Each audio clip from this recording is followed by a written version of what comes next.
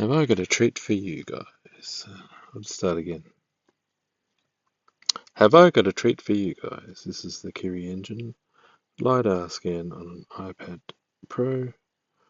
We're going to go object mode area and let's go. As you can see, there's this little circle in the middle of the screen with a dot,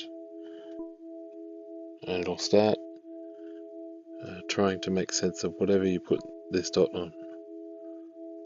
As long as that dot looks like it's facing the right orientation to the surface, you're good. So the problem I had was, see how it tilts? Whenever I went to the red, it would get confused. So I think I've put enough blue tape on to try and keep that yellow dot in the realm of, hey, I understand what I'm looking at. I'm going to capture it. So even it did pretty well on these silver bolts, and sometimes it would get confused on this black stuff. So I'm just making sure as we go up and down here. And see how it's jumped. That was it jumping to the back of the shed there with the shelving units. And again, so I've got to maybe keep it over here a bit. That does end up in your scan, and you can cut it out with software. As you can see, there's a lot of shelving back there. I'll just work my way down this left-hand side for a bit. And see how it tilted there, so it's got a little bit lost in its idea of what's going on. Tilting it down here into this rubber seal, so it's gone back to the further reaches there. So I think this one's going to work out pretty good. Let's make sure I get in here, up here. I sort of go back a bit, forward a bit. I guess we're at about the 40 centimeter average, and now it's lost it. I'm going to pull back, recenter my. It loses it there. Look at that, it loses. I'll go up the black bit, and we'll go up the side bit 0. Right. Maybe some more sticky tape is required here.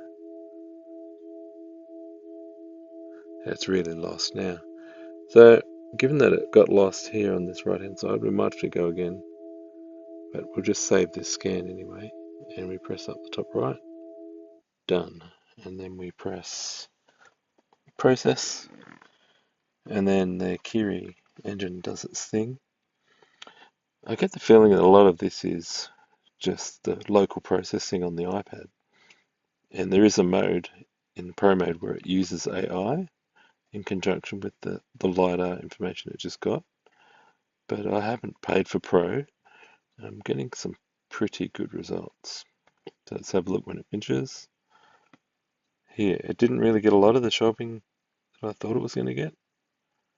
And it's captured that back door sill quite well. And also the void in here. Let's go a bit closer. I think this is the best scan I've done to date of this B-pillar.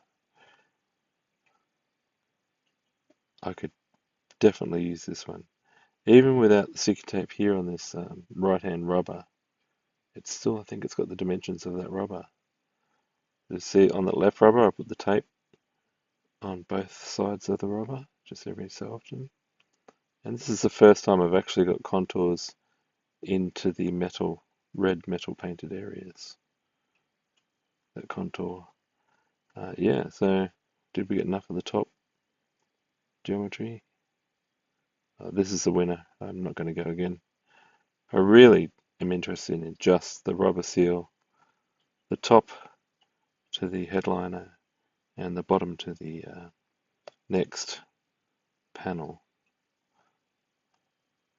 As long as it's a nice flat line with a hard edge, we're good. It's almost got the clip flange on that blue thing just there, but not really, and not really. So now I know where that hole is. Hopefully, maybe that'll go through on this in the mesh. because a lot of this texture is deceiving, but I think I've got enough mesh divots to make my screw holes that I wanted. All right, we're all done.